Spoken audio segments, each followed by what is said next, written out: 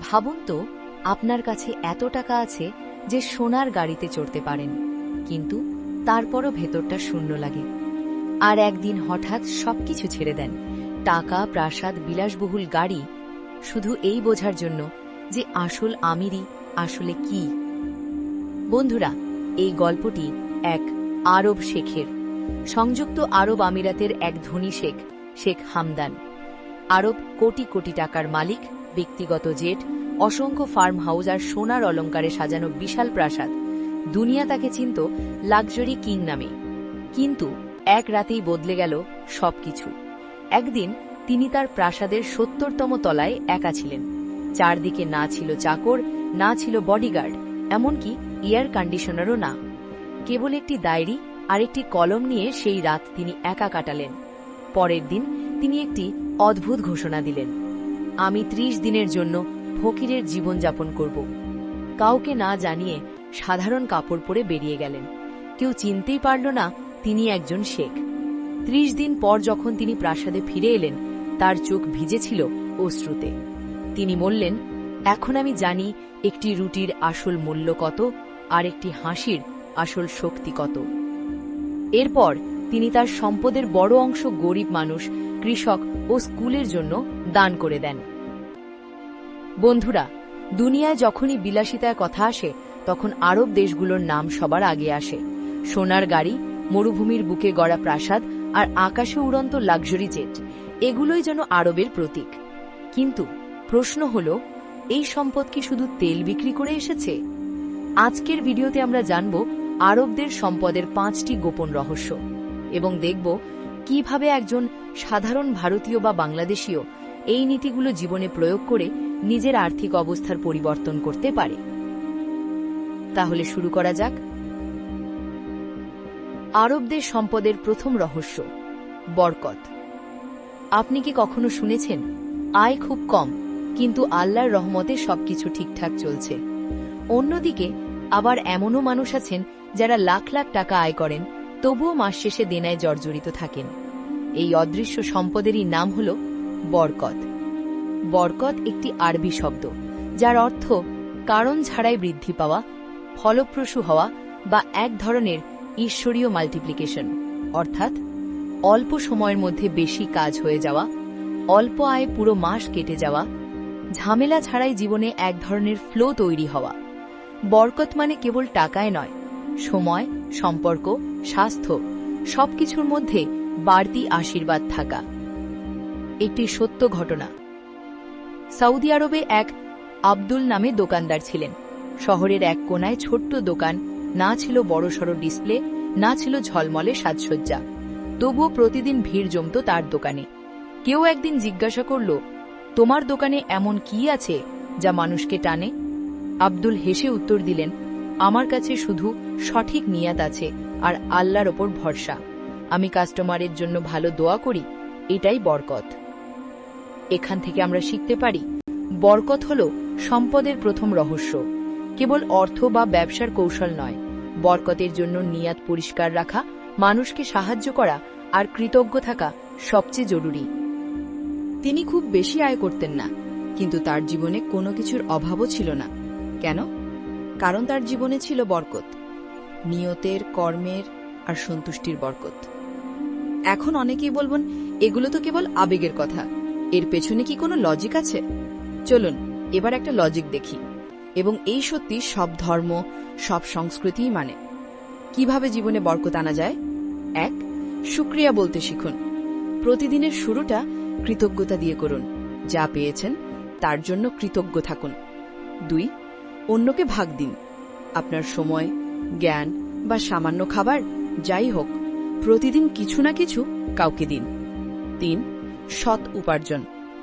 যা উপার্জন করছেন সেটাকে খোলা মনে গ্রহণ করুন এবং সততার সঙ্গে বাড়ান।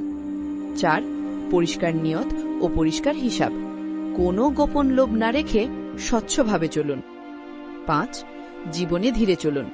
শুধু দৌড়ঝাঁপ নয়, মাঝে মাঝে থামুন, অনুভব করুন, কারণ বরকত গতি কমালেই বেশি ধরা দেয়। বন্ধুরা, যদি আপনার কাছে কোটি টাকা থাকে কিন্তু বরকত না থাকে, তাহলে জীবন ফাঁকা লাগবে। কিন্তু যদি ১,০০০ টাকার মধ্যেও বরকত আনতে পারেন, তবে জীবনে শান্তি, সম্মান আর সন্তুষ্টি সবকিছু নিজে থেকেই চলে আসবে। দ্বিতীয় আরবিক ওয়েলথ সিক্রেট হল সদাকা বা দান। একবার এক ব্যক্তি তার আয়ের ছোট্ট অংশ এক অচেনা মহিলাকে দিয়েছিলেন। 3 বছর পর সেই মহিলা নার্স হিসেবে তার মেয়ের জীবন বাঁচালেন। এটাই হলো সদাকার শক্তি। সদাকা মানে শুধু টাকা দেওয়া নয়, একজন ক্ষুধার্তকে খাবার খাওয়ানো, কারো দুঃখে তাকে হাসি উপহার দেওয়া, রাস্তার প্রতিবন্ধকতা সরানো, সবই সদাকা। আসল মানে হল কোনো প্রতিদান আশা না করে নিঃস্বার্থভাবে সাহায্য করা। আধুনিক গবেষণাতেও পাওয়া গেছে, যারা নিয়মিত দান করেন তাদের মানসিক স্বাস্থ্যের সূচক ভালো থাকে, স্ট্রেস কমে এবং জীবন নিয়ে সন্তুষ্টি বাড়ে। চ্যারিটি ও সদাকার মধ্যে পার্থক্যও আছে। চ্যারিটি করা হয় দুনিয়াকে দেখানোর জন্য, কিন্তু সদাকা করা হয় কেবল আল্লাহ বা স্রষ্টার জন্য। চ্যারিটিতে রিসিপ্ট মেলে, কিন্তু সদাকায় রিটার্ন মেলে ঠিক তখনই যখন আপনার সবচেয়ে বেশি প্রয়োজন হয়। তাহলে ডেইলি লাইফে কিভাবে সদাকা করবেন? প্রতিদিন কিছু না কিছু ভাগ করুন, খাবার, সময় বা জ্ঞান। বাবা মায়ের সাহায্য করাও সাদাকা, কারো আত্মসম্মান বাঁচানোও সদাকা, প্রকৃতির জন্য কিছু করাও সদাকা। আজ থেকেই সদাকাকে জীবনের অংশ করে নিন, কারণ এটি শুধু দুনিয়া নয়, প্রথমে আপনাকেই বদলায়। তৃতীয় আরবিক ওয়েলথ সিক্রেট সুখ, বাজার বা মার্কেট মাইন্ডসেট। ভাবুন এক জায়গা যেখানে খেজুরের ঘ্রাণ, উটের ডাক আর বেচা কেনা এক ধরনের ইবাদত। হ্যাঁ, আমরা কথা বলছি সুখ নিয়ে। সুখ একটি আরবি শব্দ যার মানে বাজার, কিন্তু আরব দেশে, বিশেষ করে দুবাই, সৌদি আরব ও মরক্কোতে সুখ শুধু বাজার নয়, এটা একটি মাইন্ডসেট। এখানে প্রতিটি দোকান, প্রতিটি গলি, প্রতিটি ব্যবসায়ী একটি গল্প বলে। এখানে কাস্টমার কেবল একটি নম্বর নয়, বরং একটি সম্পর্ক। ব্যবসায়ীরা বছরের পর বছর ধরে কাস্টমারের সঙ্গে সম্পর্ক রক্ষা করেন। সুখ শুধু ব্যবহারিক নয়, এটি সুন্দরও। সুগন্ধি, রং, সঙ্গীত সবকিছু ব্যবসার অংশ। এমনকি উৎসবের সময় সুখের দোকানদাররা পুরনো কাস্টমারদের উপহার পাঠান। ভারতে বা বাংলাদেশে হাজারো ছোট দোকানদার, উদ্যোক্তা আর ফ্রিল্যান্সার আছেন, কিন্তু তাদের মধ্যে খুব কমজন সুখ মাইন্ডসেট ব্যবহার করেন। ভাবুন তো, যদি আপনিও আপনার গ্রাহকদের সঙ্গে সম্পর্ক গড়েন, তাদের ভ্যালু দেন, উৎসবে মনে রাখেন, তাহলে শোরুম না থাকলেও আপনার কাছে আসবে এক বিশাল ভরসার সাম্রাজ্য। একজন আরব ব্যবসায়ীর গল্প আছে। তিনি 50 বছর ধরে একই বাজারে ব্যবসা করলেন। মানুষ শুধু জিনিস কিনতে যেত না, বরং তার উপর ভরসা করত। তার আসল সম্পদ ছিল না টাকা, বরং মানুষের আস্থা। এটাই হলো সুখের শিক্ষা। পয়সা কামানো একটা স্কিল, কিন্তু ভরসা কামানো একটা আর্ট। আর যে মানুষ ভরসা কামাতে পারে, তার ব্যবসা কখনো ভাঙে না, তার নাম কখনো ছোট হয় না। আরবদের চতুর্থ ওয়েলথ সিক্রেট হল ফ্যামিলি ওয়েলথ মাইন্ডসেট। একজন প্রবীণ আরব শেখ বলেছিলেন, আমরা সোনায় মহল বানাইনি, আমরা এমন একটি চিন্তাধারা তৈরি করেছি যা আমাদের সন্তানদের বাদশা বানাবে। এটাই হল আরবিক ফ্যামিলি ওয়েলথ মাইন্ডসেট। ধন সম্পদ শুধু উপার্জন করা হয় না, এটা শেখানোও হয়। আরব দেশে বাচ্চাদের 10 বছর বয়স থেকেই শেখানো হয় কিভাবে জমি কিনতে হয়, কিভাবে সম্পর্ক গড়ে তুলতে হয়, আর কিভাবে সম্পদকে প্রজন্মের পর প্রজন্ম বাড়াতে হয়। তাদের কাছে উত্তরাধিকার মানে শুধু প্রপার্টি নয়, তাদের কাছে উত্তরাধিকার মানে একটি লেগেসি, ভাবনার, ধৈর্যের আর উদারতার লেগেসি। তাই যদি চান আপনার সম্পদ কেবল 2 প্রজন্ম নয়, 6 প্রজন্ম পর্যন্ত টিকে থাকুক, তাহলে একটা কথা মনে রাখবেন, সন্তানদের হাতে শুধু টাকা তুলে দেবেন না, বরং সম্পদের চিন্তাধারা শেখাবেন। পঞ্চম ওয়েলথ সিক্রেট তাওয়াক্কুল। একবার এক আরব ব্যবসায়ী মরুভূমির মাঝখানে দাঁড়িয়েছিলেন। তার উট হারিয়ে গিয়েছিল, পানি শেষ আর মাথার উপর জ্বলন্ত সূর্য। মানুষ বলল, এবার তো তোর কাজ শেষ। কিন্তু তিনি হেসে বললেন, আমার দায়িত্ব হলো পরিশ্রম করা, আমার আশা হলো আমার ঈমান, আর আমার ভরসা হলো আমার তাওয়াক্কুল। তাওয়াক্কুল মানে হলো সৃষ্টিকর্তার উপর পুরো ভরসা রাখা, কিন্তু নিজের কাজটুকু করে যাওয়া। এই মানসিকতাই আরবদের শুধু অর্থে নয়, হৃদয়ও ধনী করে তোলে। তাদের বলা আছে, রিস্ক নাও, কিন্তু তাওয়াক্কুলের সঙ্গে ব্যবসা করো। বন্ধুরা, আজকের ভিডিওতে আমরা দেখলাম 5টি আরবিক ওয়েলথ সিক্রেট, বরকত, সদকা, সুখ মাইন্ডসেট, ফ্যামিলি ওয়েলথ মাইন্ডসেট আর তাওয়াক্কুল। এই গোপন রহস্যগুলো শুধু ধন সম্পদ বাড়ানোর উপায় নয়, বরং জীবনকে দৃঢ়, সৎ ও লক্ষ্যভিত্তিক করে তোলে।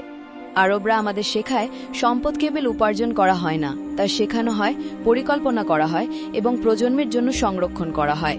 আর তাওয়াক্কুল আমাদের মনে করিয়ে দেয়, পরিশ্রম করো কিন্তু ফলাফল নিয়ে অতিরিক্ত চিন্তা করো না। আস্থা রাখো সৃষ্টিকর্তার উপর। আমরা চাইলে আমাদের দেশে, আমাদের ছোট শহরে বা গ্রামের মেয়েরা, বাচ্চারাও এই শিক্ষাগুলো ব্যবহার করতে পারে। সৎ উপায়ে আয় করার অনেক পথ আছে।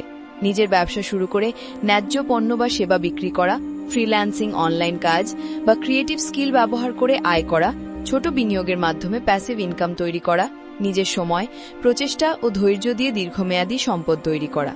মনে রাখুন, আসল ধন মানে কেবল টাকা নয়, মনের দৃষ্টি, দক্ষতা, উদারতা এবং প্রজন্মের জন্য শিক্ষার লেগেসি।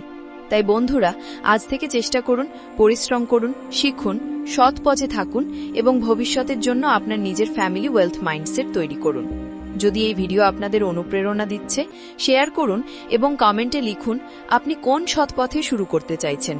কারণ মনে রাখবেন, আসল ধন কেবল পকেটে থাকে না, মনে, চেতনায় এবং প্রজন্মের মধ্যে বাঁচে।